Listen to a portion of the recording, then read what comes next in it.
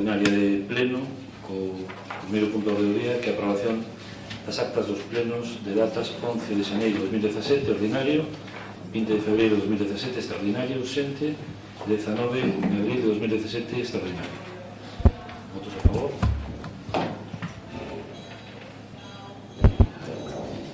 Segundo punto, dar conta dos decretos dos meses de marzo e abril de 2017, que van desde o 351 ata o 654.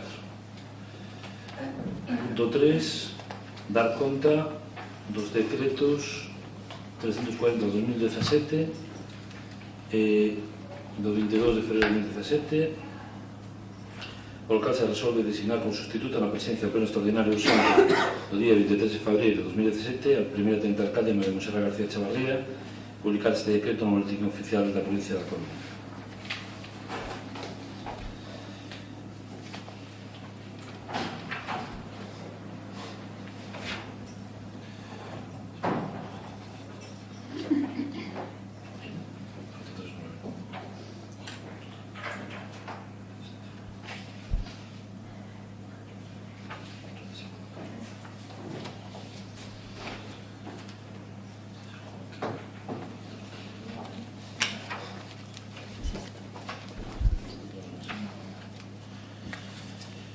Si o seguinte é resolver revogar a delegación conferida no decreto da alcaldía 439-2017 a prol da concelleira María Monserrat García Chavarría, deixándose en efecto a dita resolución e notificándose o decreto a concelleira interesada, dándose conta ao pleno da Corporación Municipal e publicando no boletín oficial da provincia o anuncio dando conta desta resolución.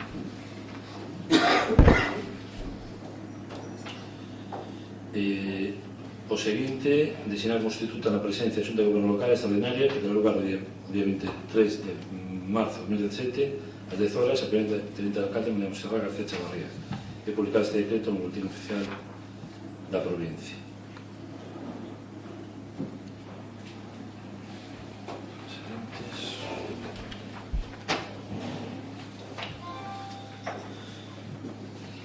O seguinte, dar conta do decreto 419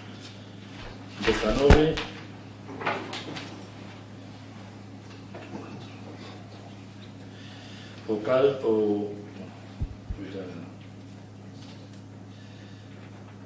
artigo 9 da lei 2/2012 de estabilidade orzamentaria e sostenibilidade financiera ven a establecer o seguinte: as administracións públicas elaborarán un marco presupuestario a medio plazo no que se marcará a elaboración dos seus presupostos anuales, a través do cual se garantizará unha programación presupuestaria coherente cos obxectivos de estabilidade presupuestaria e de deuda pública. Os marcos presupuestarios a medio plazo abarcarán un período mínimo de 3 anos e contendrán en estes parámetros os obxectivos de estabilidade presupuestaria e de deuda pública das respectivas administracións públicas. As proxeccións das principais partidas de ingresos e gastos tendo en conta tanto a súa evolución tendencial, é dicir, baseada en políticas non suxetas a modificacións, como o impacto das medidas previstas para o período considerado. Os principales supostos nos que se basan dichas proxeccións de ingresos e gastos. Os marcos presupuestarios servirán de base para a elaboración do programa de estabilidade. En desenrolo do tal precepto, a Orden do Ministerio de Facenda 2015/2012 de 1 de outubro, pola que se desenvolven as obrigas de suministración de información prevista na Lei Orgánica 2/2012 de 27 de abril de estabilidade orzamentaria e sostenibilidade financiera, establece no seu artigo 6º a obriga de remitir información sobre os marcos orzamentarios a medio prazo nos que se enmarcará a elaboración dos orzamentos das entidades locais. O artigo 5 da dita orde dispón que obriga de que a remisión de información antedita se realice por medios electrónicos e mediante sinatura electrónica a través do sistema que o Ministerio de Facenda e a Administración Pública habilita o efecto. Tendo en conta a guía elaborada por o Ministerio de Facenda e Administracións Públicas para a remisión de información sobre os marcos orzamentarios, así como os casos a cumprimentar respecto a dita información, os marcos orzamentarios, a información con que se conta a día de hoxe e unha aplicación prudente da súa posible evolución, tiveronse en conta os seguintes criterios para efectuar as estimacións. En canto a ingresos, os ingresos previstos para o exercicio 2017 e sucesivos exercicios estableceronse basicamente partindo dun criterio de prudencia dos datos orzamentados no exercicio 2016 e todo isto considerando que este equipo de goberno só ten previsto realizar a día de hoxe a derogación da ordenanza fiscal de imposto de plusvalía. Así, no relativo ao capítulo 1, se prevé unha cantidade similar establecida para o ano 2016. No capítulo 2, o imposto de construcción, instalacións e obras, estímanse os datos da liquidación con prudencia, tendo en conta a paralización do sector da construcción e o ritmo de solicitud de licencias urbanísticas que se ven producindo. No capítulo 3, taxas e outros ingresos prevén unhas cantidades similares ás das últimas liquidacións, con pequenos incrementos por prudencia. Para os capítulos 4, 5, 6 e 7, a previsión faise aplicando as cantidades que se veñan percibindo todos os anos, estimada en función dun criterio de prudencia. Por lo que respecta aos activos financeiros, estímase no capítulo 8 a cantidade de 60.000 euros para todos os exercicios, que recolle únicamente os ingresos derivados da concesión de préstamos ao persoal municipal. As proxeccións de dereitos recoñecidos por os seguintes exercicios fanse aplicando un criterio prudente, manténdose a previsión dos ingresos en termos constantes. En canto aos gastos, estimáronse en base aos datos do orzamento 2016. Tamén hai que ter en conta que non coñecemos cal vai ser a evolución que a Lei de Orzamentos do Estado prevé en os gastos de persoal. As obrigas do capítulo 1 estímanse tendo en conta os postos de traballo actualmente cubertos. As obrigas reconhecidas nos capítulo 2 faise en termos constantes. As dos capítulo 3 e 9 son as que se derivan do estado de débeda.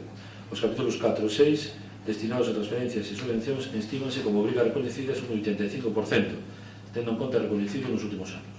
Por todo antedito, tendo en conta o apartado 21 da Lei 785 reguladora das bases de réxime local, resolvo primeiro aprobar a seguinte formación sobre os marcos orzamentarios a medio prazo nos que se marcará a elaboración dos orzamentos do Concello das Pontes para os exercicios 2017, 2018, 2019 e 2020. Establecen unhos cadros de ingresos corrientes e de gastos.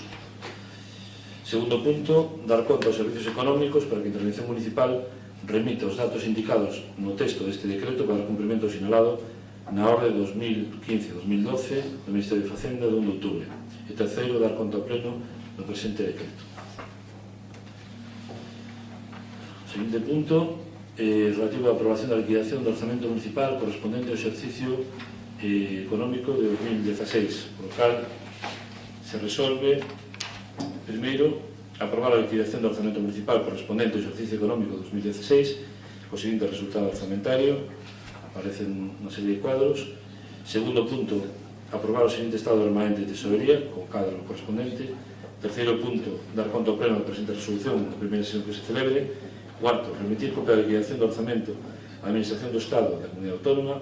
E quinto, debido á necesidade de financiación posta en manifesto na liquidación do estudo establecido no artigo 16.2 do Real Decreto 1463-2007 de 2 de novembro, polo que se aproba o regulamento de desenrolo da Lei de Estabilidade Orzamentaria, acordar remitir o informe de intervención no que se pone en manifesto a Dirección Xeral de Coordinación Financiera coas entidades locais ou órgano competente da Comunidade Autónoma que exerce a tutela financiera no prazo de 15 días contados dende o conhecemento deste informe polo Pleno.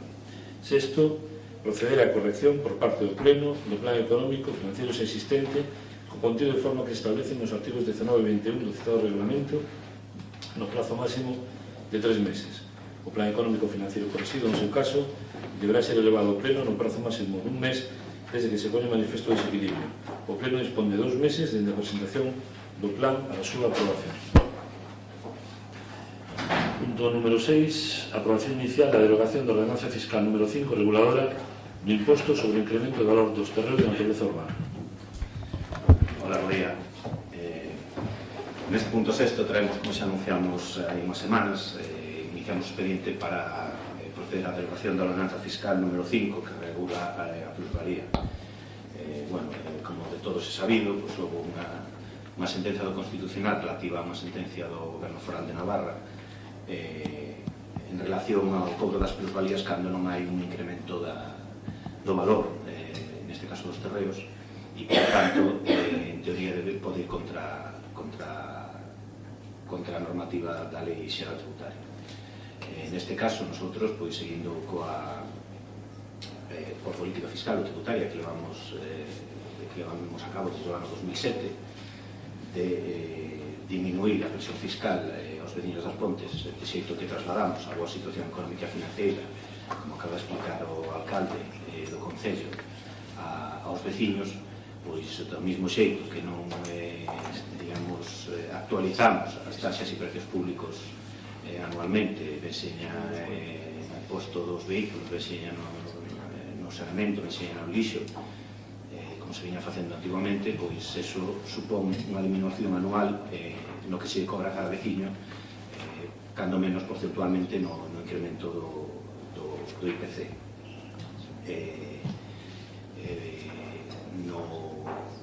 Como ben acaba de decir o alcalde, a hora de expoñer a liquidación do ano pasado, o exercicio económico no 2016, donde unha vez máis as magnitudes son positivas, dispoñemos de un remanente líquido de tesorería para gastos xerais para este ano 2017 de 4.600.000 euros.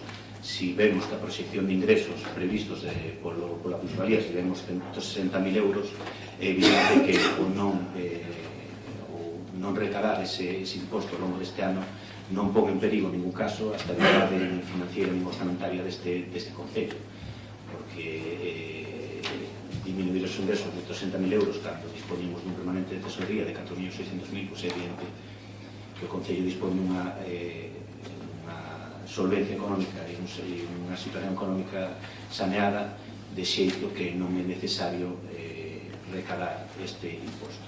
E xa digo, pois, seguindo coa política de modificación de ordenanzas fiscais, donde é posible a baixa, ou implementando bonificacións onde tamén é posible, que son potestativas, pois o que facemos é eliminar este imposto que está establecido neste concello desde o ano 2003 e, digamos, unha vez máis trasladarse a posición económica de solvencia e de saneamento e con remanentes líquidos de tesorería positivos cada ano, e este ano, unha vez máis, pois, a todos os veciños das portas.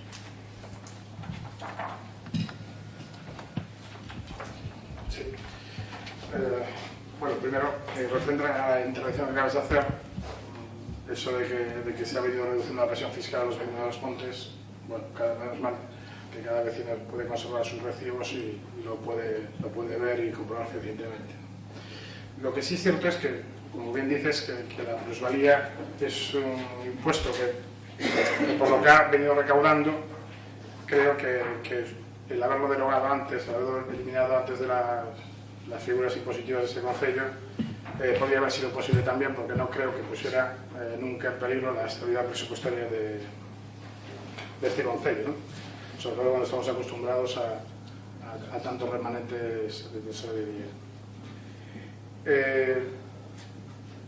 Dicho esto, la verdad es que por un lado me he sorprendido de esta iniciativa del PSOE, gratamente, ojo, que la aplaudo, porque creo que es un impuesto que no tiene lugar. De hecho, incluso te reconozco que os habéis adelantado porque el Partido Popular iba a presentar una moción en este sentido, ¿no? Quizás con un poco más de profundidad y no teniendo solo en cuenta las sentencias que han salido, en las que ha dejado claro que es un impuesto cuyos cálculos se hacen totalmente o de forma totalmente ajena al mercado. Evidentemente, llegar a pagar este impuesto cuando no se produce ganancia, cuando no se produce esa plusvalía, pues evidentemente estamos ante una operativa que se puede calificar de confiscación por parte de la administración pública. Y evidentemente, ya desde el ámbito puramente constitucional, pues un sistema tributario como es el español, pues tiene que estar amparado bajo esa Constitución que establece, por un lado, la no confiscación y por otro, tributar según la capacidad económica. Otra condición que se escapa totalmente al diseño de este impuesto.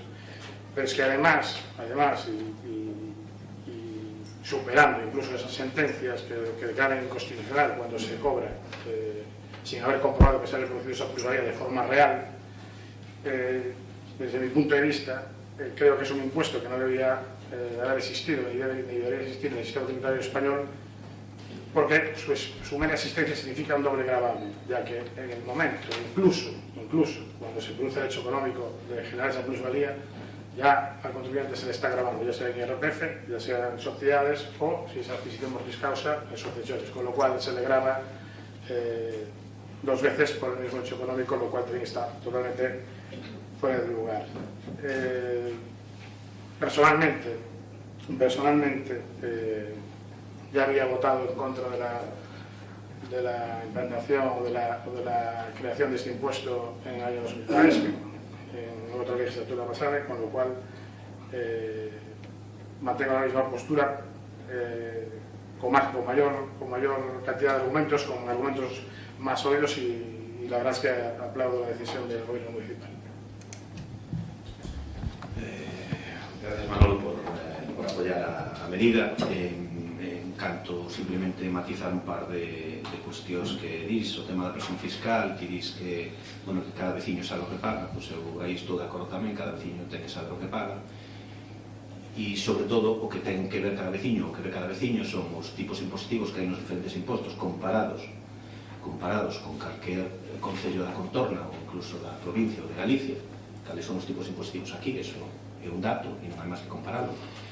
Hai moitos veciños que teñen propiedades aquí, ou que teñen un vehículo matriculado fora, ou que teñen, en fin, que poden comparar fehacientemente, e non é un dos, digamos, dos problemas que nos traslada a veciñanza, digamos, a presión fiscal aquí, os elevados tipos impositivos, porque non son en ningún caso, evidentemente. Por lo tanto, pois eso é o fantástico, que os veciños poden ver o que había antes, o que hai agora, e sobre todo os tipos impositivos comparados con outros concellos da contorna ou familiares que podes ter fora en outros concellos, e o que se paga en outros concellos e o que se paga aquí. Por lo tanto, a política fiscal deste tipo de goberno non dá lugar ao engano. Sempre desde que chegamos, as actualizacións dos servizos que les prestan aos veciños que están suxeitos a contrato e a actualización automática por contrato, esas diferencias anuais causadas polo IPC absorbeas cada ano o concello. É dicir, se empezo o IPC desde o ano 2007 hasta agora, hasta o 2017, estamos falando dun 13,1%, un 13,1% de aforro en cada un destos impostos, en cada un destos precios públicos, en cada un destas taxas que se pagan por determinados servicios que se prestan, que os concesionarios que prestan o servicio teñen dereito a actualizar o IPC cada ano, e efectivamente, como teñen dereito, se les actualiza, pero esa diferencia porcentual absorbe ano tras ano o concello, non se repercute aos veciños, e iso non me negarás que non trasladar ou aliviar a presión fiscal que xa en comparanza con outros, xa digo, cos concellos da contorna, simplemente non é máis que velo, todos os concellos teñen na súa página web os tipos impositivos, se poden ver, e comparalos cos que hai aquí. Entón, bueno, non teño moito máis que dicir desto.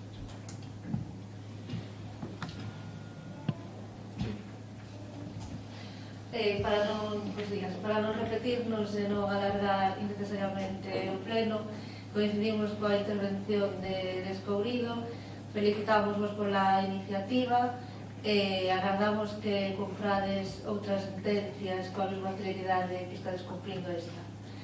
O informe de tesorería e intervención son favorables, simplemente falta un informe que acredite o cumprimento de exigencias, os principios de estabilidade orzamentaria, sustentabilidade financiera, que as temporales estaría moi ben, pero por lo demais votaremos a favor. En canto á presión fiscal, sí que é certo que se incrementou nos últimos tempos, en concreto, na contribución, podes preguntar a calquera veciño da Galicia. Agradecer ao grupo de Xuntos Correspondes tamén o apoio a esta medida. Simplemente facer un par de puntualizacións. Nosotros, evidentemente, as sentencias judiciais cumplimoslas todas como non pode ser de outra maneira. Estamos obrigados a cumprir a lei, guste ou non guste.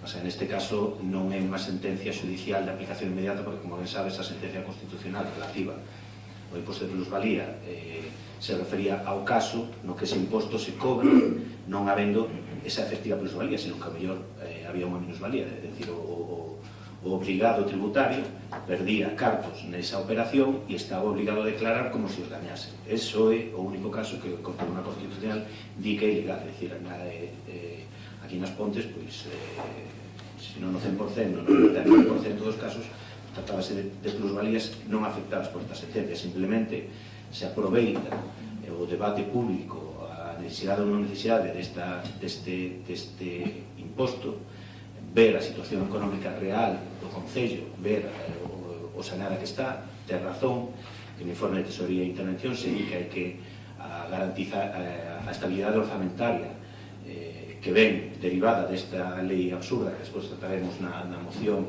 que vos presentades, nos impón uns requisitos que non aplican este Concello, pero que nos obligan a cumprir, como ben explicou antes o alcalde no decreto de liquidación orzamentaria, se nos obliga a bloquear, me parece que son 181.000 euros, porque é unha necesidade de financiación que temos.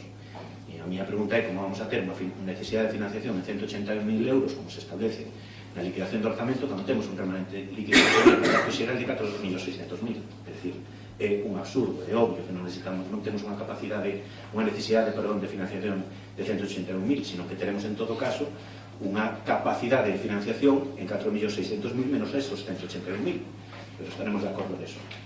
E evidentemente, a hora de eliminar esta ordenanza fiscal, a número 5, non en ningún caso se pon en perigo a estabilidade fiscal deste Concello, nin o futuro deste Concello, porque temos unha solvencia como se pode ver no decreto de liquidación de orzamento, tanto a medio como a largo plazo, fantástica. Nosotros si temos un problema, que depois falaremos da moción que acertadamente presentades, é a intervención que se fai da autonomía municipal que non nos permite ou nos dificulta poñer a disposición dos veciños esa situación de solvencia económica ou esa situación económica saneada que ten este Concello.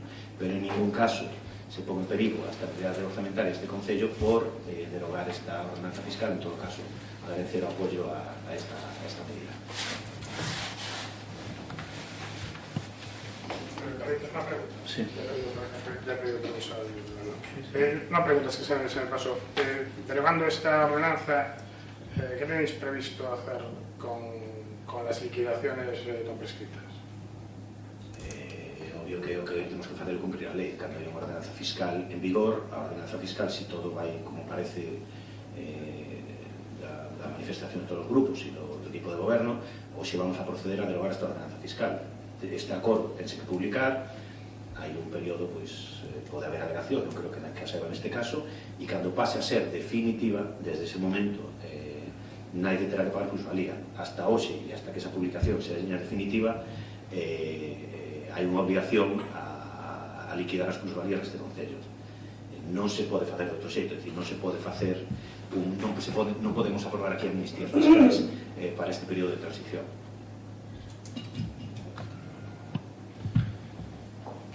Sí.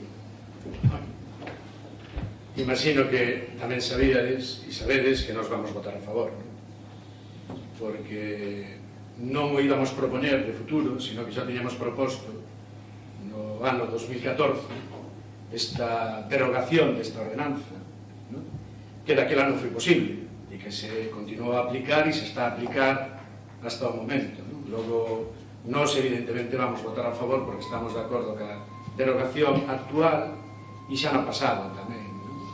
Escoitando un pouco os argumentos e sin entrar tampouco en moita profundidade, sin intentar facer sangue tampouco, pois, bueno, decir que si a situación económica actual nos permite derogar esta ordenanza de plusvalías, tamén nos la permitía derogar no ano 2014. Creo recordar, e falo de memoria, que hasta o remanente que había do 2013 era superior ao que acabades de dar conta hoxe aquí neste pleno, non? Logo a situación económica incluso era mellor daquela do que hoxe tamén, non? En canto a ese argumento de remanente, non?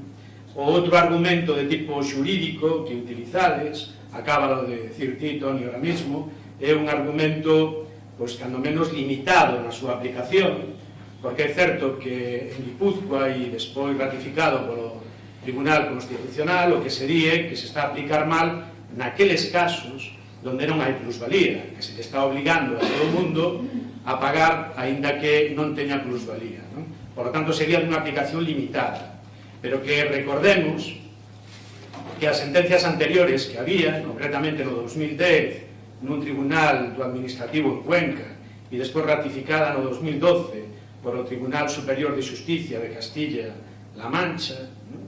Falaba de que a aplicación que se estaba a facer era incorrecta na súa fórmula, no seu cálculo.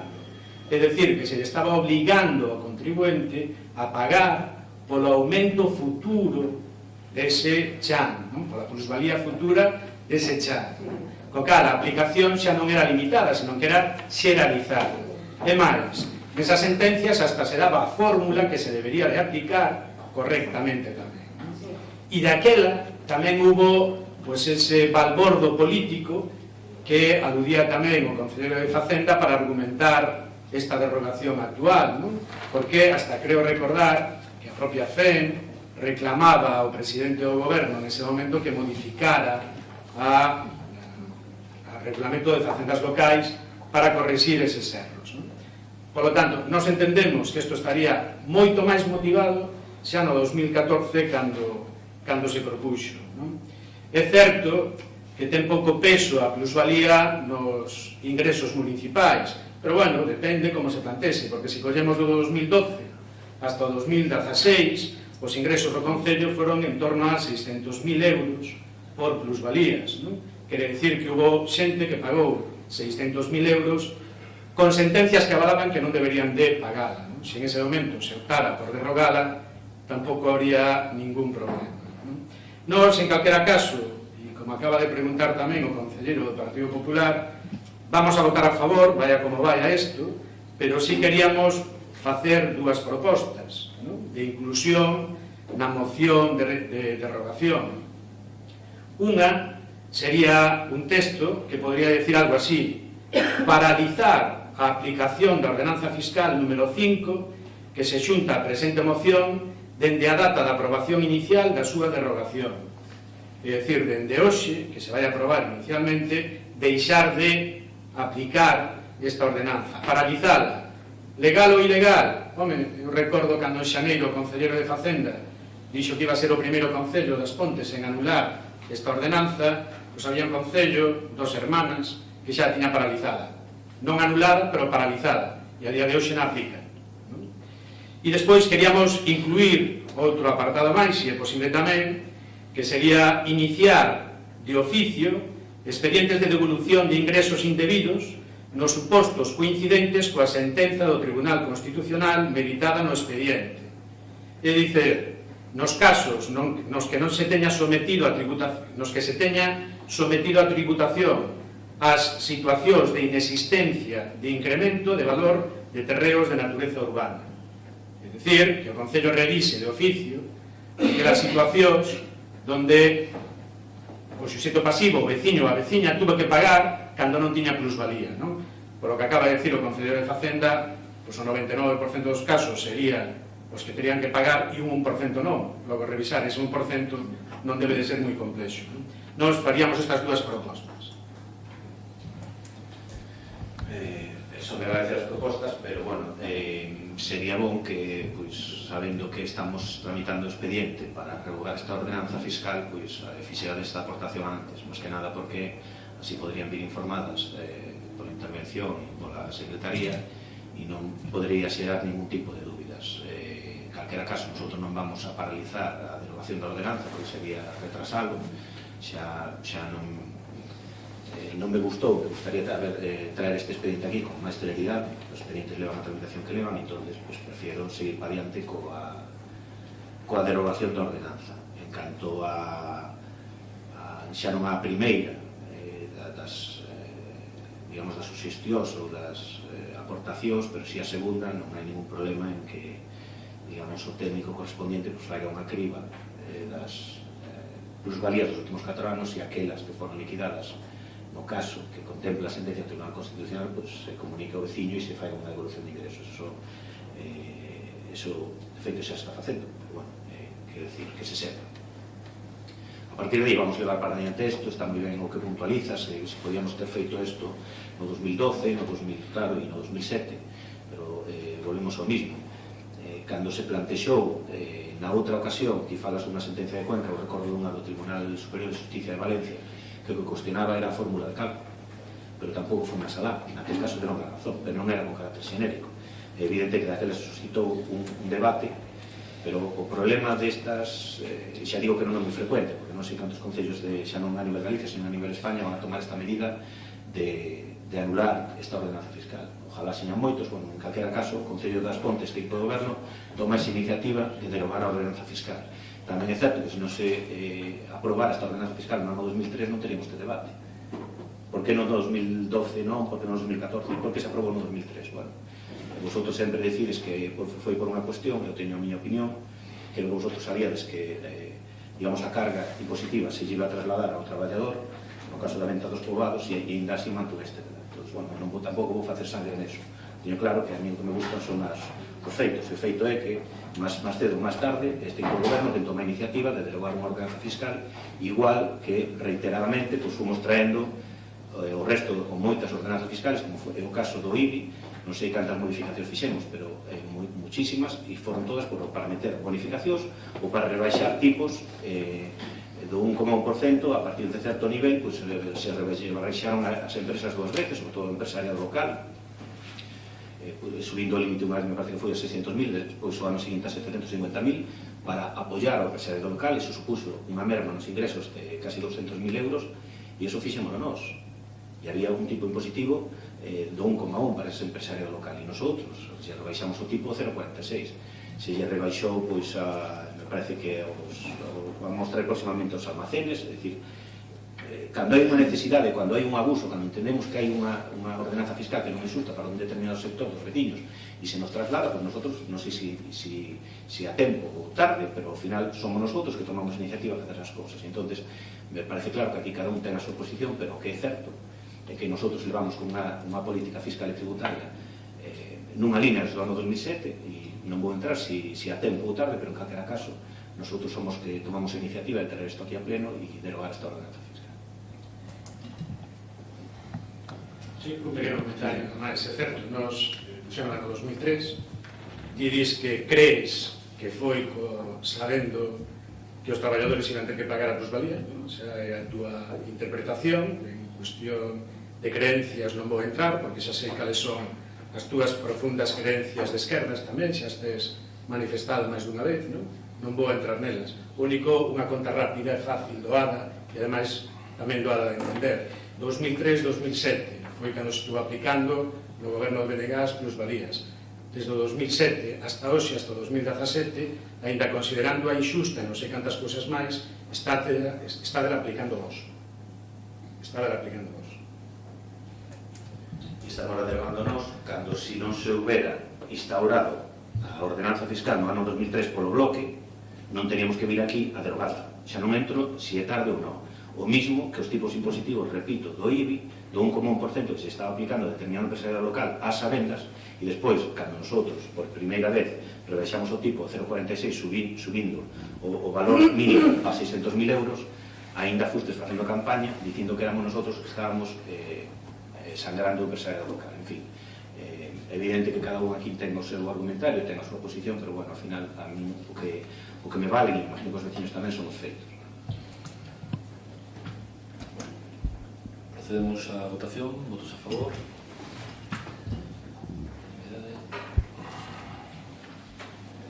Punto número 7. Aprobación inicial da modificación puntual das normas subsidiarias do Concello das Pontes respecto aos usos de Quinteiro Pechado e bloque lineal. Traemos hoxe a pleno tres modificacións puntuais de normas subsidiarias urbanísticas que teñen xa un largo recorrido. Empezaron, si vedes, digamos, a tramitación destes expedientes, pois xa se iniciaron hai 3 anos. Estos expedientes sempre teñen unha larga tramitación, collenos polo medio a modificación da lei do solo, que agora está en vigor a lei 2/2016, e nos colleu despois o reglamento que se aprobou en setembro e outubro do ano pasado. Houve que iniciar os expedientes, volvernos a someter a informe de tramitación ambiental, e, en fin, un largo recorrido. Chegamos aquí para someterlas a aprobación inicial e vou explicar, pois, evidentemente, unha por unha. A primeira é a de Quinteiro Pechado. Neste caso, trátase dunha modificación puntual que trata de facilitar a interpretación dos técnicos municipais a hora de ver que usos se poden admitir en Quinteiro, Mazá Pechada ou bloque lineal, que ao final se aplica a mesma norma. Aquí no que é o casco urbano, prácticamente todo é Mazá Pechada ou bloque lineal, co cal o que estaba pasando agora é que había dúbidas acerca de cales actividades económicas ou incluso industriais se podían implantar en Quinteiro Pechado ou en bloque lineal. Por que? Porque nas normas do 85 se remitía ao famoso REMIM, o Reglamento de Actividades Molestas, Nocivas, Insalubres e Perigosas, que é do ano 61. Por lo tanto, había un desfase, xa non hai un desfase nas normas evidente, subsidiarias que dixen nas Pontes non do ano 85, o REMIM é do ano 61, e hoxe en día os requisitos que se piden, pois, en fin, afortunadamente as cousas cambian moito, e o que no ano 85 se podía ou non se entendía como molesto, nocivo, insalubre ou peligroso, pois hoxe o mellor sí. Entón, o que se trata é de clarificar en aras a que nestes, tanto non está aprobado definitivamente o PXO, e temos unhas normas que apliquen a estas circunstancias, pois que si calquera veciño, calquera empresario, pois quere implantarse xa non nun polígono industrial, sino ao mellor é unha actividade que pode perfectamente implantarse no casco urbano, nos baixos libres, como todos podemos observar que hai baixos libres, hai baixos comerciais que están libres, e ao mellor pois poden acoller algún tipo de actividade comercial ou incluso industrial, sempre cando non moleste aos veciños, evidentemente, ni seña insalubre, ni seña perigosa. Entón, o que temos son, pois, a Mazá Pechada e o bloque lineal, están falando de 682.000 metros cuadrados, e o que se está facendo é actualizar as normas de cara a que, se calquera veciño ou calquer emprendedor quere iniciar unha actividade no casco urbano, pois quede claro que é o que pode facer e o que non. En todo caso, tamén deixar claro que isto non vai afectar negativamente a ningún veciño. Pode afectar positivamente a un emprendedor que queira iniciar unha actividade, e isto sirve para aclarar que é o que pode facer e o que non. En calquera caso, non se van a poder montar actividades industriais que estén amparadas pola normativa autonómica, porque eso xa é legislación sectorial, e en todo caso será a Xunta a que diga se unha determinada actividade se pode implantar no casco urbano ou non. Entón, o que se trata, xa digo, con esta norma é clarificar a interpretación que poden facer os técnicos municipais a hora de decidir que é o que se pode implantar ou non prácticamente en todo o casco urbano.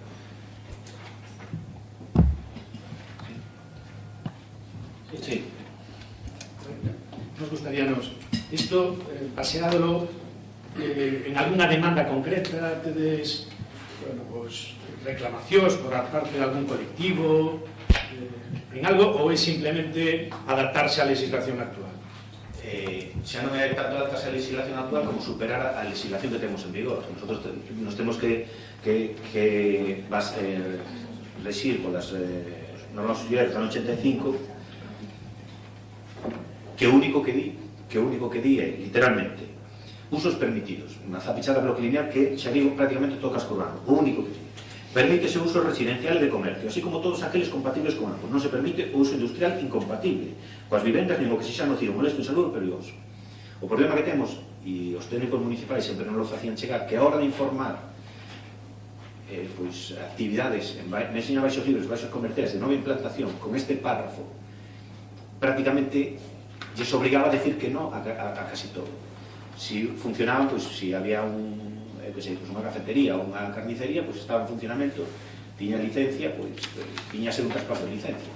Pero cando había unha nova implantación con este solo párrafo, lles era moi complicado informar. Co cal, visto que nos trasladaba este inconveniente, e un inconveniente grave, porque o que estás facendo é paralizar a actividade económica. É dicir, o pequeno comercio, con este párrafo, pois o mellor non podía implantarse unha nova actividade. E o que se facilita é, pois precisamente, a implantación de novas actividades, regulando máis polo miúdo as actividades que poden facer e poñéndolas en consonancia coa legislación actual. É dicir, que nadie pense que se vai poder instalar, pois, non sei, unha actividade industrial no medio do pueblo, porque non vai poder ser posible, pero sí estamos poñendo en consonancia a normativa que había, que prácticamente non valía para interpretar as solicitudes de hoxe en día, para facilitar precisamente a implantación de novas actividades económicas donde seña posible. É dicir, para que os técnicos poidan informar axeitadamente as solicitudes que poden haber. Non é por nada concreto.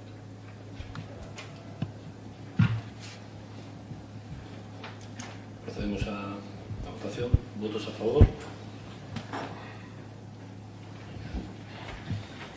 Siguiente punto, 8. Aprobación inicial da modificación puntual de normas subsidiarias do Concello das Pontes na Avenida da Habana, número 129 e 137. Na Avenida, a seguinte modificación puntual é a Avenida da Habana 129 e 137. Trátase da transformación dunha parcela comprada polo Concello no ano entre 2006 e 2007, unha parcela que era un solar, e a día de hoxe sigue sendo un solar, o Concello, naquel momento, a hora da compra, renunciou a edificabilidade, co cal un solar, se non é edificable, non é un solar, porque o solar é para edificar, se renuncias a edificabilidade non pode ser un solar, e, polo tanto, o que hai que facer é adecuar a realidade física do que un patrimonio municipal comprado xa digo entre 2006 e 2007 á realidade actual. Que se entende? Pois, como se di no traballo en notificación puntual, pois, ao longo da ocasión, cando se fixeron os talleres colaborativos coa xente da zona, pois, mayoritariamente pedían para aquel solar convertilo nun equipamento compatible con aparcadoiro de superficie, para tratar de sacar, sobre todo naquela zona que está moi colmatada e non hai garaxes individuales, sobre todo na zona do Barreiro, a Fraga, son edificacións antigas que non teñen aparcadoiros individuais e, polo tanto, pois hai moito aparcamento en superficie nas vías de circulación e con eso pois, se crean novos espacios de aparcamento e sirve, digamos, de gonzo, de bisagra entre o Colexio da Fraga, o pabellón polideportivo municipal, o Parque de Dona Rita, é dicir, sirve para dar servicio un equipamento de aparcamiento de superficie a aquela zona, que entendemos que é necesario e así nos lo transmitiron os veciños da zona nos talleres de participación do Plan Xeral. Entón, o único que se trata neste caso é de adecuar a realidade física a urbanística, que evidentemente aquilo que comprou o Ayuntamiento no ano 2006-2007 non pode ser usuar porque expresamente o Concello renunciou á súa edificabilidade, por lo tanto tense que convertir en outra cosa. Pois se é un sistema xeral e un equipamento, pois neste caso compatible con aparcamento de superficie, e é o que se trata, adecuar a realidade á norma. Procedemos a votación. Votos a favor? Bueno, imos ver, efectivamente, axustar algo á realidade, pero unha realidade permitida neste caso polo Concello. Nos entendemos que, en este caso, bueno, si un permite que, neste caso, un solar se adique a aparcadoiro, pois, tarde ou temprano iso vai a ser unha realidade para os veciños e veciños, e quizás, pois, entendemos que habería ou podería haber outras necesidades nesa zona que non foron valoradas. Tampouco entendemos por que non se inclúe directamente na execución, na elaboración do plan xeral que estamos levando a cabo neste momento. Bueno, reiteramos que é regularizar algo que xa estaba permitido anteriormente polo Concello. A ver, eu tampouco entendí moi ben nunca esta situación. Nosotros nos atopamos con un soar, que como ben che digo, un soar é para edificar, é edificable. Cando o Concello compra no ano 2006 ou 2007, porque levou, bueno, a tramitación deste expediente levou uns meses, o Concello renuncia expresamente a edificabilidade. Cando un compra un soar é única e exclusivamente para edificar algo. E senón, pois, o que hai que cambiar é pois, a normativa, pois, convertilo nun sistema xeral, convertilo nun espacio verde, convertilo en algo. E iso, na zona, pois xa, digamos, as cesións obligatorias que tuveron que facer os propietarios de sistemas xerais xa estaban agotadas. O Concello, polo que fora, non sei, decidiu comprar aquele espacio, renunciar á edificabilidade, por lo tanto, tamén poderíamos entrar a valorar se cando un compra un terreno que é para edificar en base a unha edificabilidade e paga uns cartos, me parece que foron uns 280.000 euros, e renuncia a aquelo polo que vale ese terreno, que é a edificabilidade. Entón, eu digoche de verdad que nunca entendí moi ben esa operación, pero en calquera caso, nosotros nos atopamos con esa realidade, e a realidade é que aquelo estaba, pois era un solar, non tiña nada, era un parrizal, unha charqueira, e nos traballos que facemos, que fixemos no seu momento por todas as zonas do povo de participación cidadá, os veciños da zona, e iso está documentado, está perfectamente documentado, pediron eso, aparcamento de superficie, podían pedir efectivamente unha zona verde, podían pedir un parque infantil, podían pedir calquer outro tipo de instalación, pero que os veciños da zona nun traballo que está perfectamente documentado piden aparcamento de superficie. Entonces, dúas cousas, ti non entendes determinadas cousas e non entendo determinadas outras, pero ao final, eso non é propiedade municipal, non se pode edificar, tal como soar, e temos que convertirlo en outra cousa. Nos traballos de participación, os veciños optan por un aparcamento de superficie e iso que facemos. Por que non esperamos? Porque evidentemente non podemos ter un soar feito un barrizal esperando o pexón, que sabemos que a tramitación dun pexón é moito máis larga que unha modificación puntual, e a modificación puntual de normas, como xa digo, pois esta, pois, iniciámoslo igual hai 3 anos, e simplemente se trata de adecuar a realidade física, a demanda dos veciños, a norma urbanística, simplemente por eso. Procedemos a votación. Votos a favor. Punto número 9. Aprobación inicial da modificación puntual das normas subsidiarias do Concello das Pontes no ámbito da rúa Juan Antonio Suárez.